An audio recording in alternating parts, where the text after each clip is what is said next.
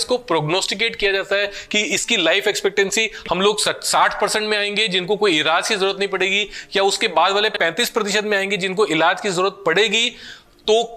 कौन से वाले इलाज की जरूरत पड़ेगी, या हम बाकी के 10% में आएंगे जिनको हो सकता है कि अग्रेसिव वाला सीएलएल होगा जिसके अंदर बिल्कुल ही बेस्ट और एडवांस ट्रीटमेंट की जरूरत पड़ेगी। उसे कैसे आइडेंटिफाई किया जाए, उसको आइडेंटिफाई करने के लिए कुछ टेस्ट होते हैं, इंक्लूडिंग ब्लड के टेस्ट, कुछ मॉलिक्यूलर जेनेटिक टेस्ट, कुछ प्रकार के बोन मैरो टेस्ट, कुछ प्रकार के स्कैन्स की जरूरत पड़ सकती है जिसमें पेट स्कैन भी शामिल हो सकता है। तो इस प्रकार के टेस्ट को करने से, इन सभी प्रकार के टेस्ट की अलग अलग जांचें करने से ये चीज को आइडेंटिफाई किया जा सकता है। मोस्ट कॉमन टेस्ट जिससे आइडेंटिफाई होता है और काफी कॉमनली लोग प्रेजेंट करते हैं कि हमारा ब्लड काउंट बढ़ा हुआ है, डब्ल्यूबीसी काउंट बढ़ा हुआ है, और डब्ल्यूबीसी काउंट के अंदर भी हमारा न्यूट्रोफिल लिम्फोसाइट्स के अंदर लिम्फोसाइट्स बढ़े हुए हैं। 80% 90% हमारे ब्लड के अंदर लिम्फोसाइट्स का प्रमाण दिख रहा है, जिसका मतलब होता है लिम्फोसाइटोसिस हो रखा है हमारे ब्लड के अंदर। इसको जब आगे इवेल्युएट किया जा सकता है, जिसको फ्लो साइटोमेट्री का टेस्ट कहते हैं, उस फ्लो साइटोमेट्री के टेस्ट के अंदर कुछ स्पेसिफिक मार्कर्स लगा करके उसे सीएलएल कंफर्म किया जा सकता है, क्रोनिक लिम्फोसिटिक ल्यूकीमिया कंफर्म किया जा सकता है।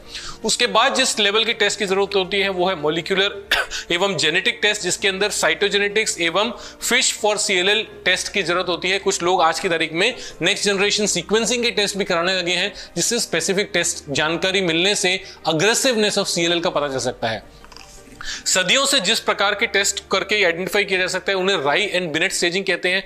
कुछ लोगों के अंदर ट्रीटमेंट के इंडिकेशंस हैं या नहीं है, वो इन्हीं क्राइटेरिया के बेसिस पर आइडेंटिफाई होते हैं कि किसी व्यक्ति को सीएलएल के जिसको डायग्नोसिस हुआ है उसके अंदर इलाज की जरूरत है कि नहीं है, वो इन्हीं टेस्ट और जांचों के माध्यम से पता चलता है। जो सबसे ज्यादा जरूरी चीज मैं आपको बता रहा था जिससे अग्रेसिवनेस पता चलती है वो होते हैं मॉलिक्यूलर टेस्ट,